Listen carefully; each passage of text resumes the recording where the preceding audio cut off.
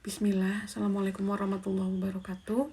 Aku mau mengucapkan turut berduka cita atas kejadian tabrakan kereta api Turangga dan kereta api lokal Bandung kemarin hari Jumat tanggal 5 Desember 2024 pukul 6:03. Mengawali tahun 2024 ini dengan banyaknya menerima berita duka buat aku menjadi self-reminder, menjadi alarm buat aku untuk menyadari kalau syarat mati itu tidak harus tua, bisa terjadi kapan saja. Ajal menjemput kita bisa kapan saja, di mana saja. Dan itu cukup membuat aku kayak, yuk semakin bersiap. Kita juga semua sedang menunggu giliran gitu ya. Belum lagi dengan info gempa yang akhir-akhir ini beberapa kali terdengar dan diinfokan oleh BMKG kalau terjadi beberapa gempa di beberapa titik di Pulau Jawa ya. Itu juga termasuk waktu kemarin aku liburan di Pangandaran, itu beberapa temen ngeinfoin aku baik di DM atau di WA, Len ada gempa ya, Len ada gempa lagi ya. Itu membuat aku kayak liburan pada saat itu ya udah gitu, kita udah terlanjur ada di situ dan kita mau gimana lagi, kita berpasrah. Jadi kita liburan itu dalam perasaan agak sedikit cemas, ada campur aduk ya. Tapi itu membuat kita kalau dimanapun kita tuh harus sambil berzikir, mengingat Allah meskipun sedang liburan.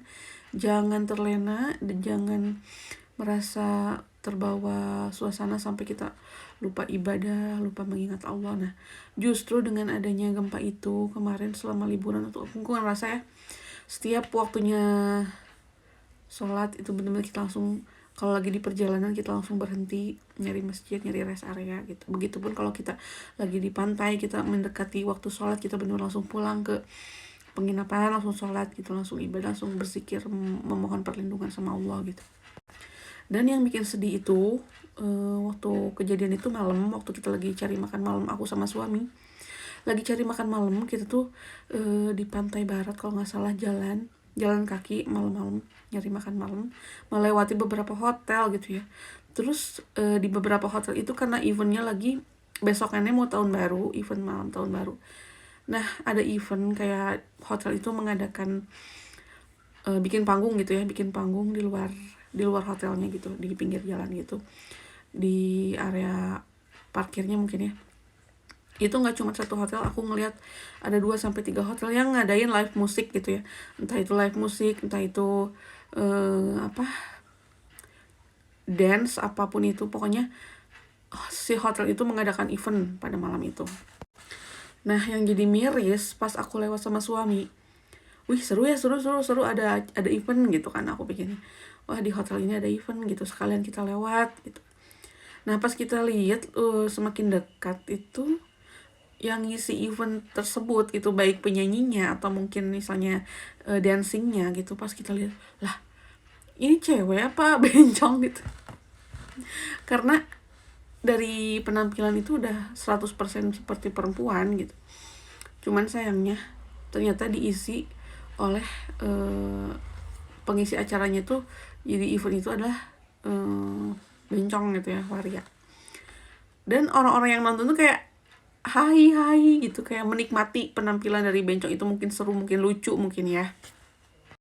Cuman sadar gak sih kalau misalnya kita sebagai kaum muslim gitu ya, umat Islam, sudah ada peringatan bahwa di zaman Nabi Lut ya, itu ada azab turun karena perlakuan manusia yang melampaui batas gitu ya. Laki-laki seperti perempuan menyerupai laki-laki, dan juga banyaknya homoseksual gitu ya. Kita tahu sendiri ada kisahnya seperti itu. Nah, jadi dari situ aku sama suami langsung ilfil banget gitu ya, lewat ke situ tuh males banget. Udah aku mikir seru, ternyata pas mendekati panggung, pas ngelihat yang isinya seperti itu malah bikin kita ilfil dan udah cepet-cepet aja yuk kita cari makan aja langsung gitu. Nah, sadar gak sih kalau misalnya dengan adanya bencana, dengan adanya gempa, beberapa gempa di akhir-akhir ini, Kenapa nggak membuat orang-orang tuh berpikir bahwa oh semua ini tuh Allah ngasih peringatan itu untuk kita tuh bisa menjadi manusia yang bersiap, yang lebih baik gitu, yang bisa bertaubat lah intinya. Tapi dengan banyaknya maraknya dan dukungan kaum LGBT gitu ya, bukannya aku menjudge atau gimana, tapi tolong dipahami lagi akibat apa sih dari perbuatan seperti itu. Mungkin di sini aku nggak bisa jelasin tentang ayatnya atau hadisnya atau apanya, karena aku juga minim ilmu, masih belajar gitu ya. Cuman konsekuensi dari kelakuan seperti itu teh apa sih, dari perbuatan seperti itu teh apa sih, tolong dipahami. Dan yang kena akibatnya itu siapa? Kita semua gitu. Dari perlakuan yang negatif itu siapa yang kena akibatnya ya kita semua yang ada di bumi gitu. Dan aku juga minta maaf kalau misalnya cerita kayak gini bukan seolah-olah aku udah jadi manusia yang paling baik ya, tapi aku cuman sekedar sharing pengalaman aku yang aku lihat di sana, yang membuat aku kayak miris gitu ya. Miris karena banyak juga orang-orang yang gak kena gitu hati dan pikirannya atas alarm-alarm, atas peringatan-peringatan yang diberikan itu. Banyak juga yang gak peka gitu. Belum lagi berita tentang sesar Lembang nih. Aku juga baca beberapa artikel dan ada juga konten kreator yang ngebahas tentang sesar Lembang. Kita tahu sendiri ya, udah sering dibahas gitu apa itu sesar Lembang, dampaknya seperti apa. Tapi di sini sekarang aku mau coba untuk jangan terlalu membahas apa itu, kapan terjadi, bagaimana terjadi gitu.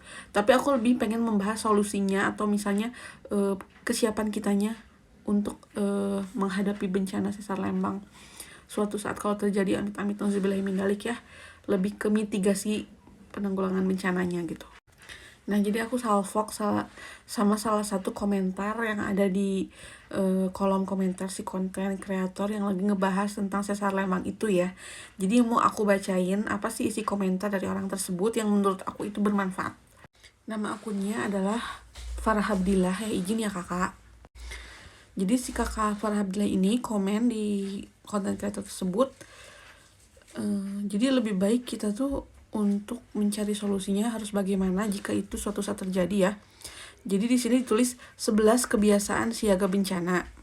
Jadi dia menggambarkan apabila ada bencana atau kejadiannya terjadi di pagi hari atau dini hari gitu ya. Yang pertama, tidur berpakaian yang lengkap. Jadi jangan cuman pakai sarung misalnya, atau enggak cuman pakai kaos dalam gitu misalnya ya. Jadi nomor satunya tidur berpakaian dengan lengkap. Yang kedua, jilbab harus siap. Jadi intinya kalau buat kita para muslimah, ini misalnya kita tidur nih, jadi si jilbab tuh digantung di tempat yang kita tuh tahu di situ deket tempat tidur. Jadi kalau ada apa-apa tinggal pakai jilbabnya. Yang ketiga, baterai handphone harus terisi penuh. Jadi sebelum tidur kita pastikan handphone kita udah di-charge. Yang keempat, jangan kunci pintu kamar. Mungkin supaya lebih gampang ya kalau mau lari atau mau keluar gitu. Yang kelima, tidur jangan pakai handset.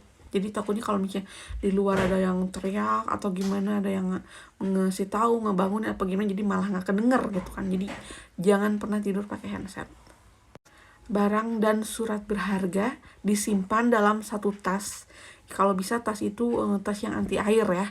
Jadi kalau ada apa-apa tinggal bawa satu tas itu dan semuanya itu udah terkumpul barang dan surat-surat penting. Kendaraan kepalanya harus menghadap ke luar gitu. Jadi nanti kalau misalnya mau berkendara langsung nggak usah putar balik apa gimana, langsung keluar.